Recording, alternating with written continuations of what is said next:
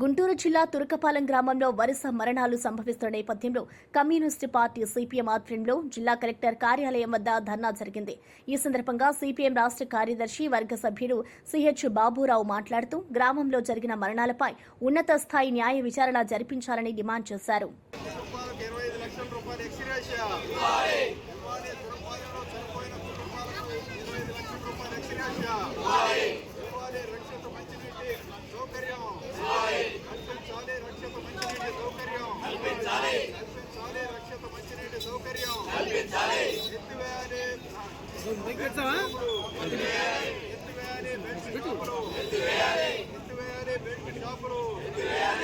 గ్రామంలో 3 నెలల కాలంలో 40 మంది చనిపోయారు.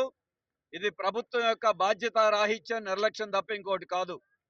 జనవరి నుండి మరణాలు సంభవిస్తుంటే 8 నెలలుగా గవర్నమెంట్ మేలుకోలా, మొద్దు నిద్రలో ఉంది. ఇవాళ హడావుడి చేస్తా ఉన్నారు, బృందాలు పంపిస్తున్నారు, హెల్త్ ఎమర్జెన్సీ ప్రకటించారు. ఇప్పుడు చర్యలు తీసుకోవడం మంచిదే, సంతోషమే. కానీ ఇవాల్టి వరకు మీరు ఎందుకని మేలుకోలా? నిజంగా ముందే ప్రభుత్వం మేలుకొనుంటే కొంతమంది ప్రాణాలైనా ఆగుండేయి. దీంట్లో వ్యక్తుల లోపాలే కాదు, ప్రభుత్వ వ్యవస్థల లోపం కనబడతా ఉంది. ఎమ్మెల్యే గారు నెల ముందే నేను చెప్పానన్నారు. మరి నెల ముందు చెప్తే మీ గవర్నమెంట్ మాట్లాడదా, స్పందించదా?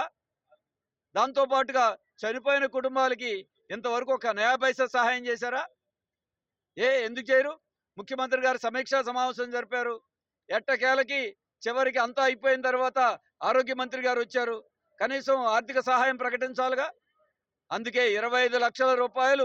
ఇది అసహజ మరణాలు, కుటుంబాలు అనాథలు అయిపోయారు.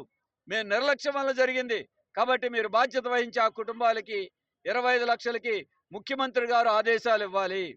దాంతో పాటుగా దీని మీద జరిగిన లోపం, ఇంతకాలం ఎందుకని ప్రభుత్వ వ్యవస్థలు పనిచేయలేదు, దీని మీద ఒక స్వతంత్రమైనటువంటి న్యాయ విచారణ జరగాలి. ప్రభుత్వ బాధ్యత లోపాలని, వైఫల్యాలని బయటికి తేవాలి. ఇప్పటికైనా సరే ఆ గ్రామంలో 5 బెల్ట్ షాపులు ఉన్నాయి, నీళ్లు మాత్రం దొరకట్లా. మేము నీళ్లు ఆపేసి మేమే నీళ్లు ఇస్తాం, తిండి పెడతాం అన్నారు. కానీ నీళ్లు సరిపడలేకపోవటం వల్ల మళ్ళీ నీటి కోసం యుద్ధం అక్కడ జరుగుతూ ఉంది. దానికి తోడు చుట్టుపక్కల క్వారీలు ఉన్నాయి. క్వారీల్లో నుండి కలుషిత నీరు పంచాయతీ ట్యాంకర్లకు ఎక్కించి నీళ్లు ఇవ్వటం వల్ల ఈ మరణాలు జరిగినాయని జనం అనుకుంటున్నారు. మరి దీని మీద లేదు. అందుకే స్వచ్ఛమైన మంచినీరు ఇవ్వాలి, ఆరోగ్యాన్ని కాపాడాలి, న్యాయ విచారణ జరిపించాలి.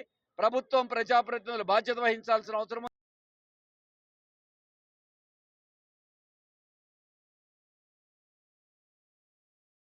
కనీసమైన పనులకు కూడా నీళ్లు లేక చేపలు ఇబ్బంది పడతా ఉన్నారు.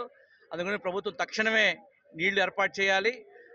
అలానే రాష్ట్ర ప్రభుత్వం బీమా సౌకర్యం కింద చనిపోయిన వాళ్ళకి 25 లక్షల రూపాయలు రాబోయే కాలంలో ఇవ్వబోతున్నట్టుగా ప్రకటన చేసింది గొప్పగా. ఇది ఒక ప్రత్యేకమైన పరిస్థితి.